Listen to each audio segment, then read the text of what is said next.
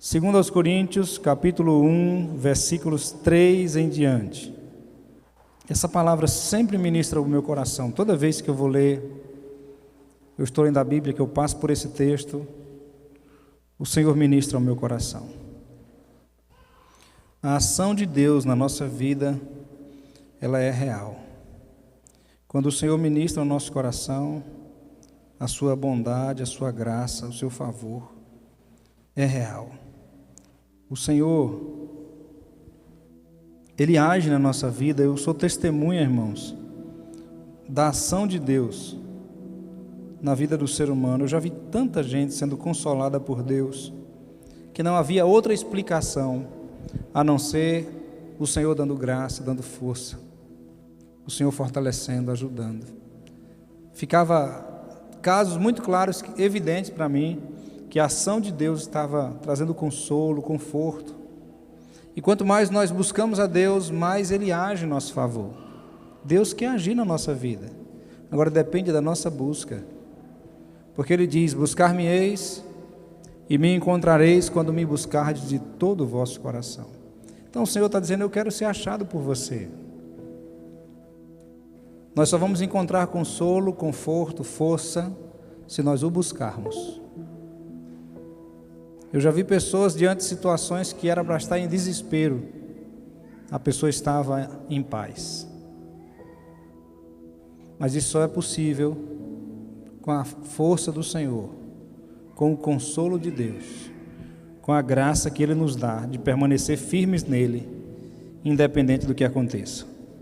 Vamos lá, a partir do versículo 3, a palavra de Deus fala assim: bendito seja o Deus e Pai de nosso Senhor Jesus Cristo, o Pai das misericórdias e o Deus de toda consolação, que nos consola em toda nossa tribulação, para que também possamos consolar os que estiverem em alguma tribulação, com a consolação com que nós mesmos somos consolados por Deus.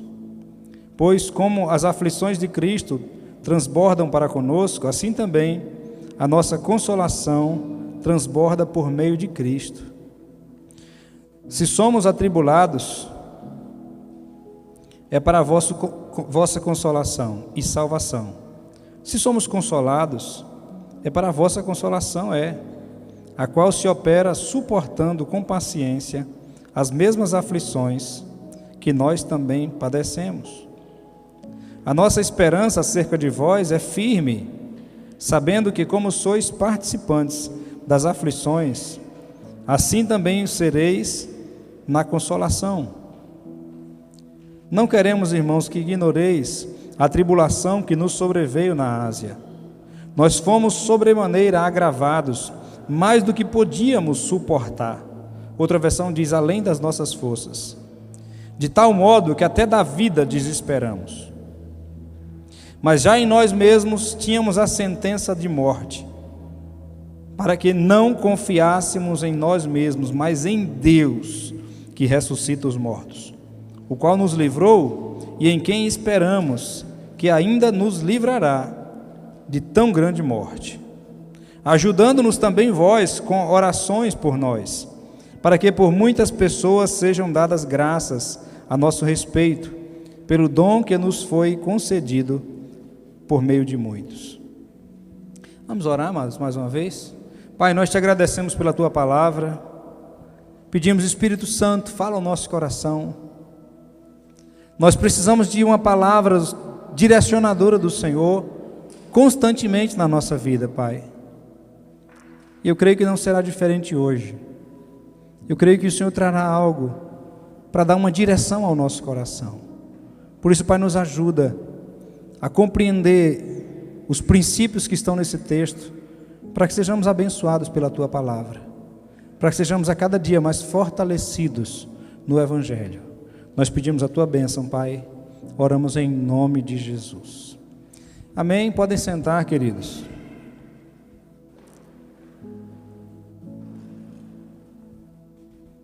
Deus nos consola, o Deus de toda consolação. Todos nós, irmãos, enfrentamos momentos difíceis. Percas, privações, lutas, dificuldades, horas difíceis. E aí a questão não é perder a fé, a questão é não entender porque Deus permite que passemos por algumas coisas.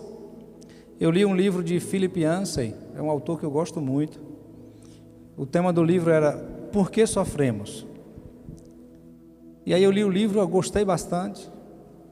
E aí o mesmo autor não se conteve apenas com as respostas que ele deu naquele livro, de quase 200 páginas, ele escreveu outro livro.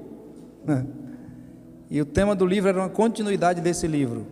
Era a pergunta que não quer calar.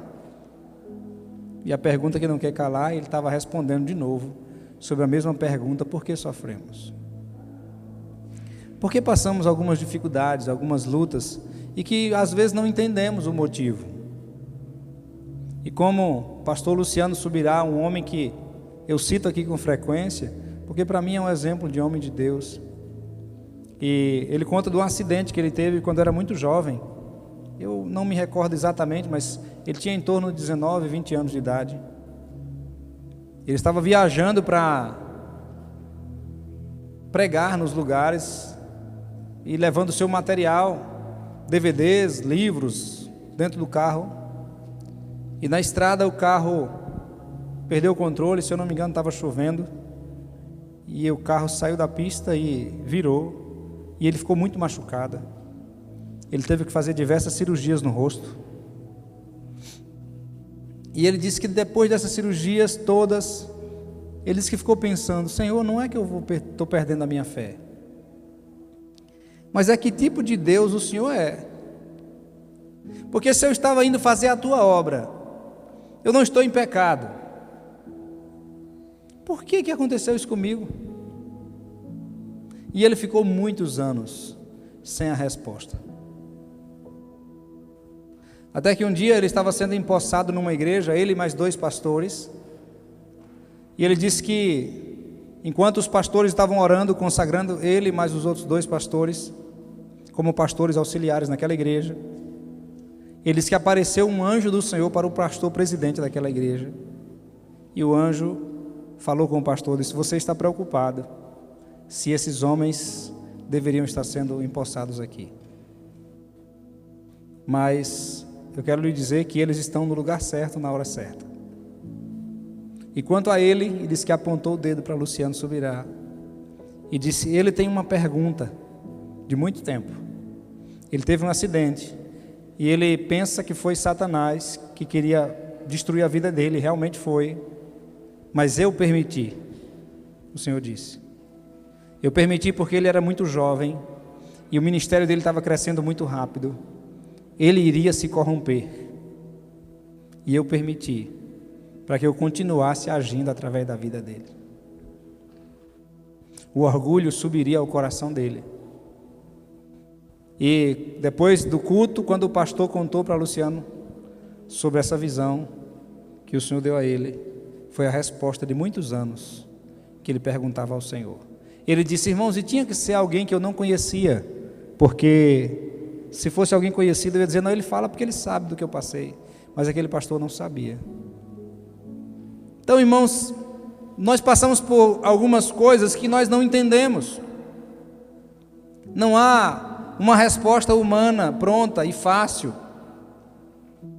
mas certamente existe uma resposta. E esse texto, o apóstolo Paulo começa dizendo: olha, bendito seja o Deus e Pai de nosso Senhor Jesus Cristo, o Pai das misericórdias e o Deus de toda consolação. Deus de toda consolação. Se Ele é o Deus de toda consolação, por que sofremos tanto? Será que nós não poderíamos ser livrados ou poupados de alguns sofrimentos? Mas Paulo quer apresentar aqui uma perspectiva diferente. Ele mostra que Deus não desperdiça nenhuma lágrima dos seus filhos.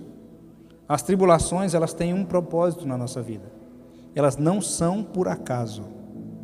E Deus não perdeu o controle nunca. Nada pega Deus de surpresa. Ele sabe todas as coisas. E Deus transforma, irmãos, a dor em um instrumento de crescimento espiritual. e bênção para a vida de outras pessoas. Mas aqueles que vão para a academia sabem que sem dor não há crescimento. Sem dor não há crescimento. É preciso ter dor. Eu postei uma frase, acho que ontem ou foi hoje de manhã, não me lembro, de A.W. Tozer, foi hoje de manhã. Foi depois do meu momento devocional, que ele diz assim: Deus não pode usar completamente uma pessoa até que Ele tenha quebrado essa pessoa. Se existe qualquer faísca de orgulho em nosso coração, Deus vai permitir que as tribulações quebrem este orgulho, porque Deus prefere nos quebrar e nos restaurar do que nos perder. Então nós precisamos entender que a tribulação, ela não é por acaso, não é à toa. Nesse texto nós vemos que Deus consola os seus filhos nas dificuldades, e a primeira coisa que a gente vê aqui é que Deus é a fonte de toda consolação. Ele é a fonte do consolo, é Ele que nos fortalece, é Ele que nos consola. Deus não é indiferente à nossa dor, Ele sente o que nós sentimos.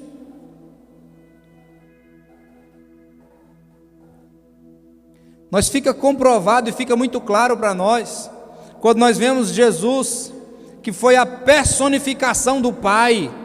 Ele disse a Filipe, ou foi a Tomé, não lembro exatamente ao qual dos dois agora, em João 14, ele diz: olha, Filipe, há tanto tempo eu estou com vocês, e vocês não me conhecem? Você não crê que o Pai está em mim? As coisas que eu faço não sou eu que faço, é o Pai que está em mim que faz as obras. Jesus estava dizendo: olha, o Pai está aqui, se revelando a vocês. Jesus estava mostrando o sentimento de Deus, do coração de Deus. Quando Ele vê alguém sofrendo, Ele vai lá e cura. Quando Ele vê alguém com fome, Ele vai lá e multiplica os pães. Quando Ele vê uma mãe chorando por um único filho que tinha, Ele vai lá e ressuscita aquela criança.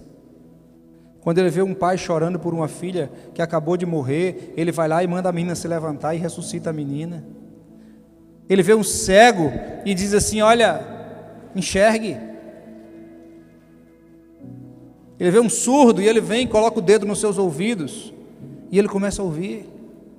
Ele vê uma mulher encurvada que havia 18 anos presa por Satanás, e mesmo diante dos religiosos, Jesus liberta aquela mulher, expulsa o demônio, e aquela mulher se endireita.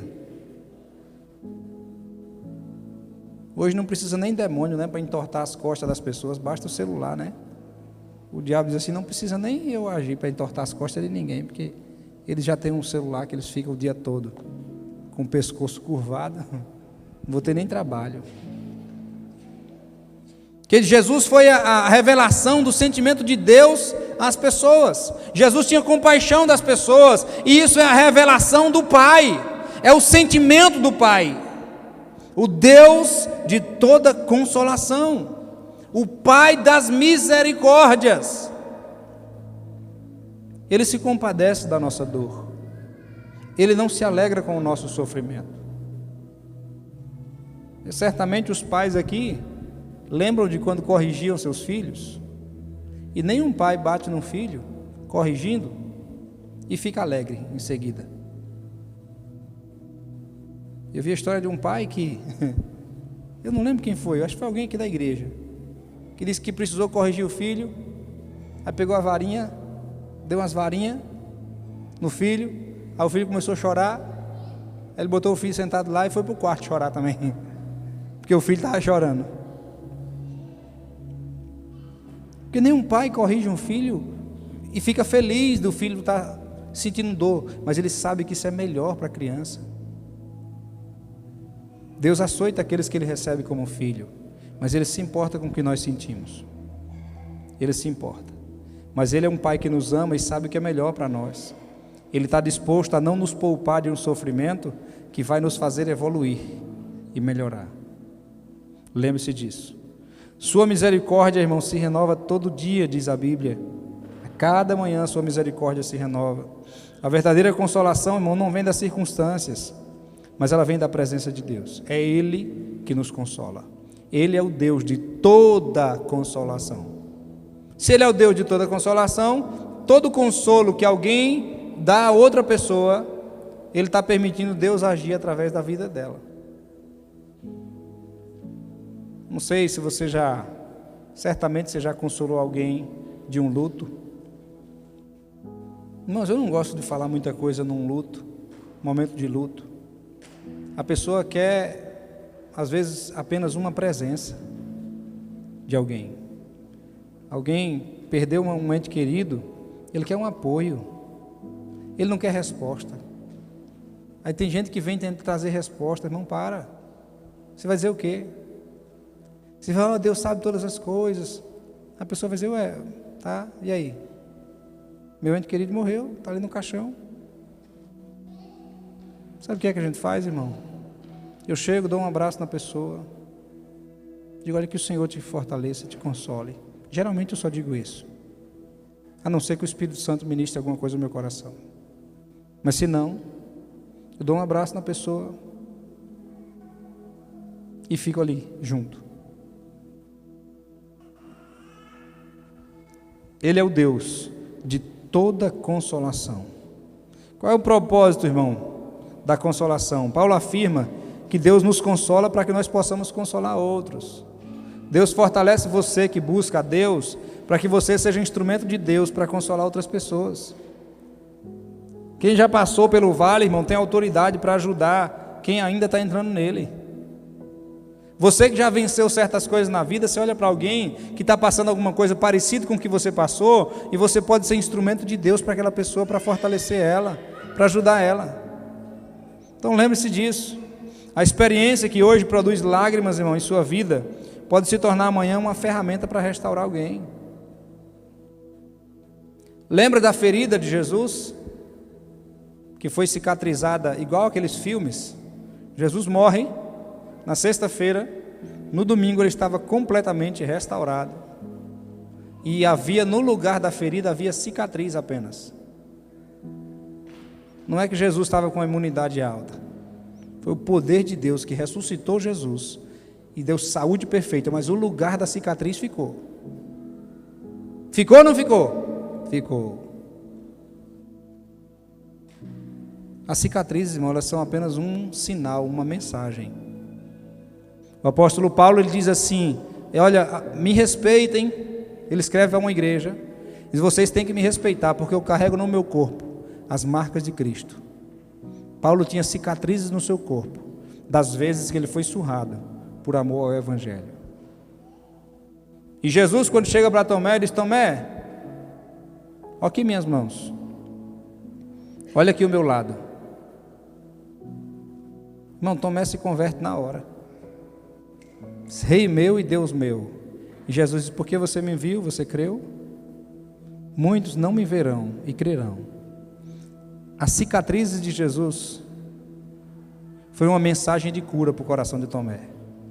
Então, irmão, as lutas que você já venceu mostra que Deus cuidou de você, e aí você vai ser instrumento de Deus na vida de outras pessoas.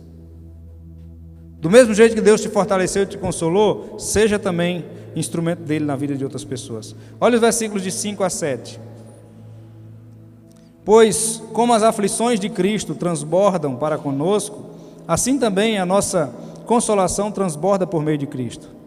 Se somos atribulados, é para a vossa consolação e salvação, e se somos consolados, para a vossa consolação é, a qual se opera suportando com paciência as mesmas aflições que nós também padecemos. A nossa esperança acerca de vós é firme, sabendo que como sois participantes das aflições, assim sereis também da consolação. Então o sofrimento do cristão, ele vem sempre acompanhado da graça de Deus. Todo sofrimento que vem sobre nós, vem também a força de Deus para que a gente suporte aquela luta. Alguém já disse que Deus não dá um frio além do cobertor, né? Esses dias está fresquinho, né? Também tem uma outra versão que diz o contrário, que Deus dá o cobertor conforme o frio. Não importa a ordem. Deus permite a prova para cada um de acordo com a sua fé. Você já passou grandes provas ou está passando? é porque a sua fé suporta essa prova. Deus não é injusto, e Ele só permitiria você passar por algo que Ele sabe que você tem capacidade de depender dEle para vencer isso. Então toda prova que vem, Ele já providenciou o escape, irmãos. Sofrer por Cristo faz parte da caminhada da vida cristã. Não conheço nenhum pastor que eu admire que não tenha passado por grandes sofrimentos. Não tem um. Eu não conheço nenhum. Um dos homens que eu mais admiro chama-se Francis Chan. Ouça qualquer mensagem dele, e eu duvido que você não será abençoado. Francis Chan, irmão, a história dele tem alguma semelhança com a história de Cláudio Duarte, porque quando ele era pequeno, sua mãe morreu. Não lembro quantos anos ele tinha, criancinha. A mãe dele morreu. Aí o pai ficou 2 anos sozinho, depois casou de novo. Depois o pai dele morreu. Aí ele ficou sendo criado pela madrasta. Depois a madrasta morreu.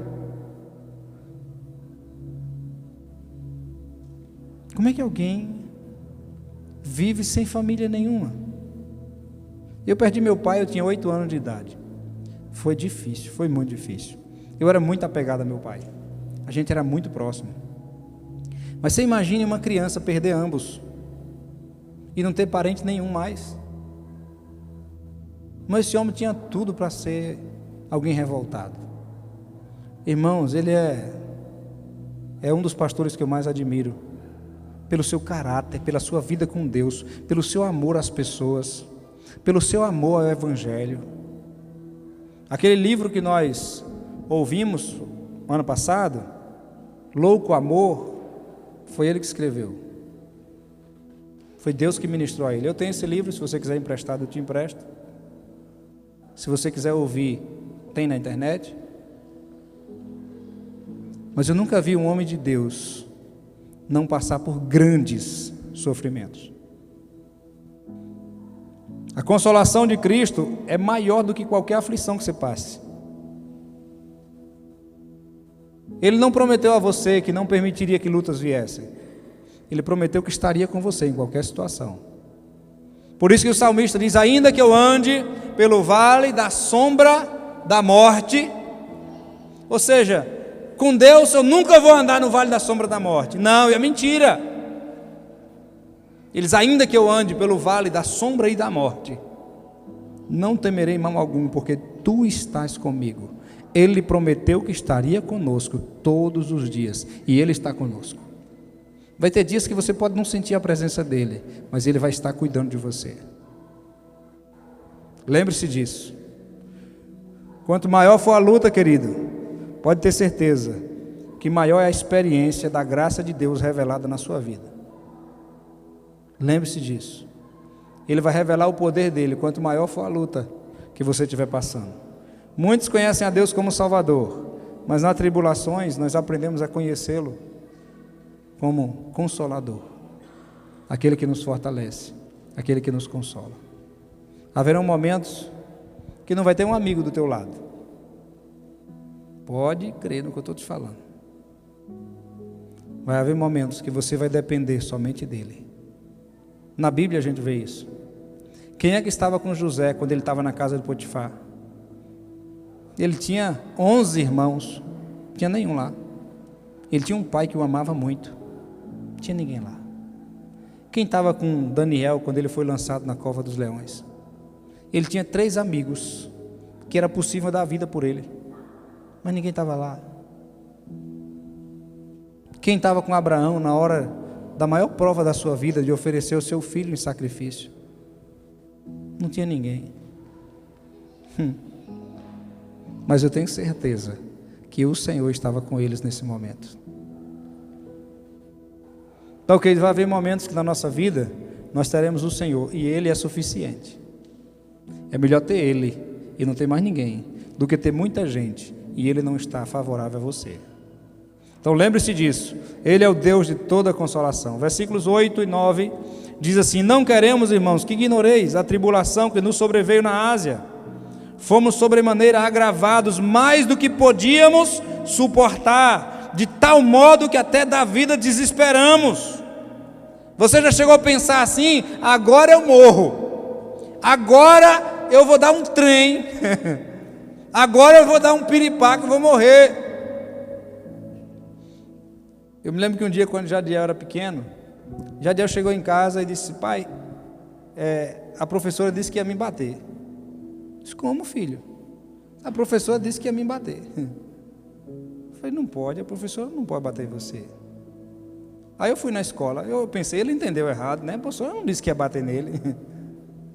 Aí quando chegou lá, que a gente conversou com a professora, ela sorriu, e aí disse: Jadiel, foi aquela hora que a prof estava chateada, e aí ela disse assim: eu vou dar um troço. Aí ele não sabia o que era troço, ele pensou: ela vai me bater.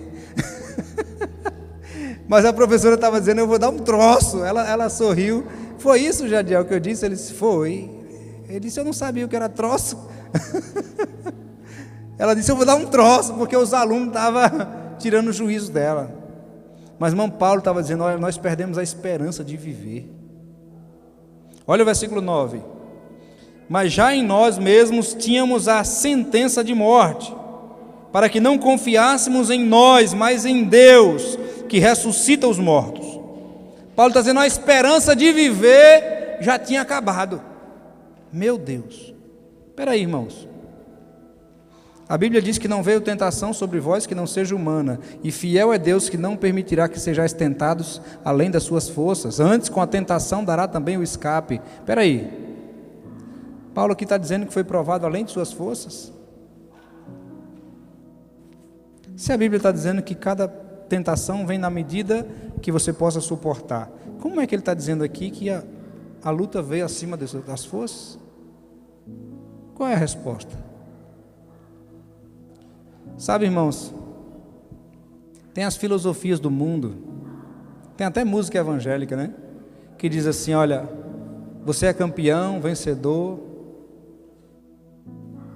busca a força que tem dentro de você. Irmão, se você for viver apenas pela força que tem em você, você não dá conta. Paulo diz: fomos provados além das nossas forças. Ele estava dizendo: em nós não tinha força para suportar aquilo, não. O que a gente tem de resistência não era suficiente para aguentar o que nós passamos. Por quê?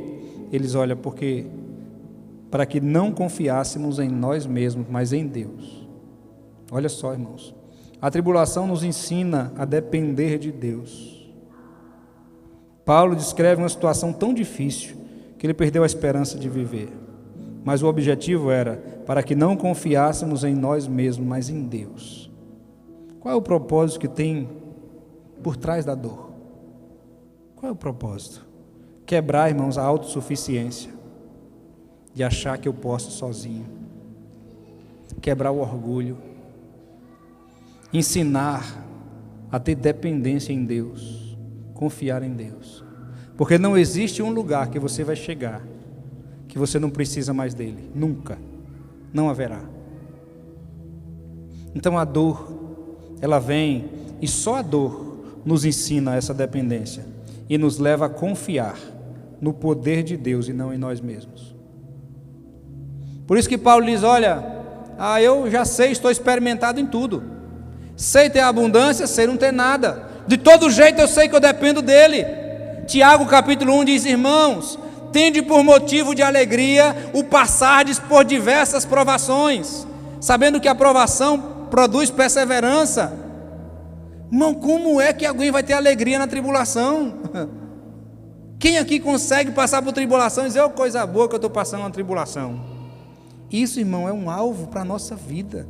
Encontrar um lugar de maturidade, para quando você passar uma prova tão grande, você dizer: Senhor, vai acontecer um negócio tão maravilhoso, uma bênção tão grande, porque não é possível o Senhor estar passando uma luta tão grande como essa.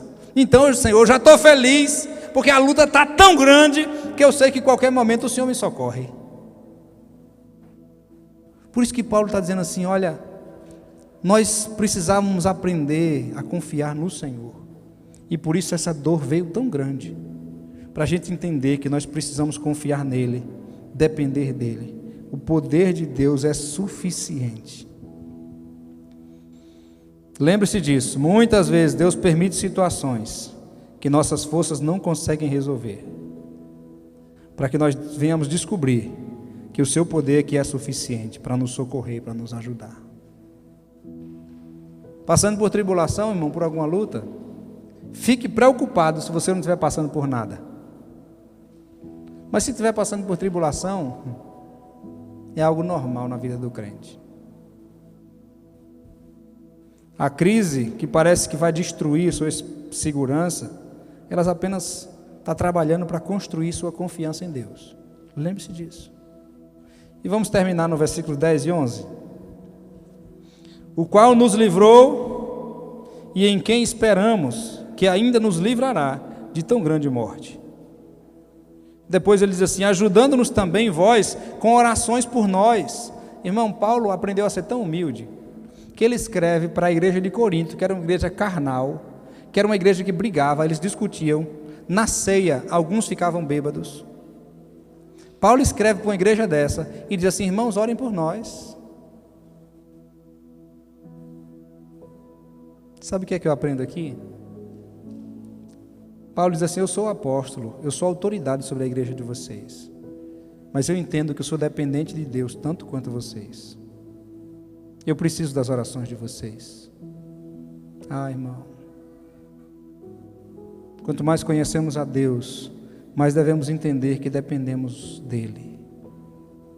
Aprenda isso. Paulo fala de Deus, irmão, no passado, no presente e no futuro, né? Deus nos livrou, Deus nos livra hoje e Ele vai continuar nos livrando. Ele está dizendo assim, Deus que já me deu algumas vitórias, Ele vai continuar me livrando de novo, porque eu sei que Deus está comigo. Tem lutas que ainda virão e que Ele vai me livrar de novo, porque eu sou testemunha de tanta coisa que Deus já fez na minha vida. Ele não vai me abandonar agora, Ele vai continuar comigo, Ele vai me ajudar. É Ele que me fortalece, é Ele que me ajuda. E lembre-se disso, irmão, a importância da oração. Paulo reconhece que a participação daquela igreja nas orações em favor dele era importante. A oração não é um ritual, irmão, religioso. A oração, ela é uma ferramenta da igreja e que nós precisamos ter a humildade de entender que nós precisamos da oração do outro. Teve uma época na minha vida, irmãos, que eu passei uma luta tão difícil, que eu falei, Senhor, se eu morrer é melhor. Eu morava em Luiz Eduardo, e eu me lembro que um dia, sabe quando você começa a chegar naquele orgulho espiritual? Eu sempre li bastante a Bíblia, sempre busquei ler as Escrituras com frequência, diariamente. E aí, eu conhecia então a Bíblia mais do que muita gente que eu conhecia na igreja. E eu pensei, sabe de uma? Em culto de oração eu não peço oração mais a ninguém. Eu vou orar por mim e é suficiente. Eu sirvo a Deus. Isso era o que, irmão? Isso não era orgulho? Tu acha, irmão, que a luta melhorou? A luta piorou a um ponto de eu dizer assim, Senhor, se o Senhor quiser me levar, me leva, porque o negócio está difícil. E aí eu tive que ser humilde de novo.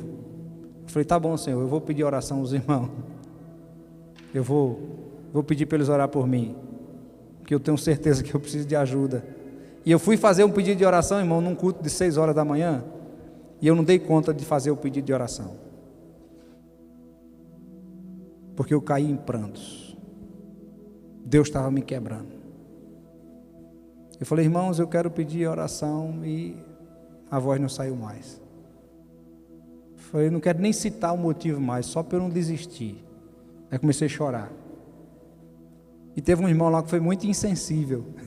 O irmão que estava dirigindo o culto de oração, ele leu aquele texto de Provérbios que diz assim, se você se mostra frouxo no dia da angústia, a tua luta será pequena. Eu digo, miserável, eu estou aqui morrendo, ele está dizendo que eu estou me mostrando frouxo, ele não sabe o que é que eu estou passando.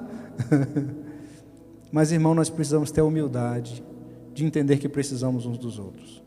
Você não sabe a alegria que eu fico quando alguém chega e diz assim, pastor, eu estou orando pelo senhor. Oh, que coisa boa. Às vezes tem pessoas de outras cidades que mandam uma mensagem para mim, diz: pastor, eu nunca esqueço de orar pelo senhor. Eu digo: Senhor, obrigado.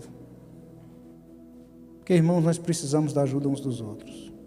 Se Paulo pedia oração à igreja, uma igreja que ele chamava de carnal, imagine nós, irmãos. Precisamos pedir oração. Quando a igreja ora, Deus age. E quando Deus age, muitos são levados a glorificar a Deus por causa daquilo que Deus fez. Você pode ficar de pé?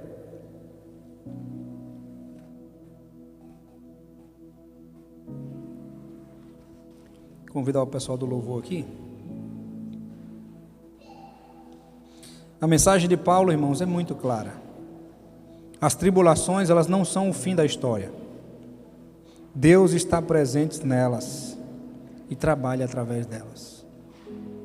A tribulação não é o fim. A tribulação é só uma ferramenta que Deus está usando para trabalhar no meu coração, no seu, para moldar a nossa vida, para nos tornar pessoas melhores. Talvez você hoje esteja enfrentando alguma luta que não entende, mas você não precisa entender não, irmão. Você não precisa entender o motivo da luta que você está passando, mas você precisa lembrar disso que eu vou te dizer aqui. Lembra disso. Deus é o Pai das misericórdias, diz a palavra. Deus é o Deus de toda consolação. Deus usa as aflições para fortalecer a nossa fé. Deus transforma a sua dor em ministério, experiência de vida para consolar e fortalecer outros. E Deus continua livrando aqueles que confiam nele. Lembre-se disso. Cada ferida que você tem hoje será uma cicatriz amanhã, que vai ser testemunho para curar outros corações. Vamos aprender, irmãos, a nos alegrar na tribulação. É um desafio, é um desafio. Então, quem já foi consolado por Deus não deve guardar essa consolação para si mesmo. Ele deve compartilhar com aqueles que ainda estão chorando. Console outros, tenha compaixão de outros, ajude outros. E o Deus de toda consolação vai continuar agindo em você, abençoando você, para que você seja bênção na vida de outras pessoas.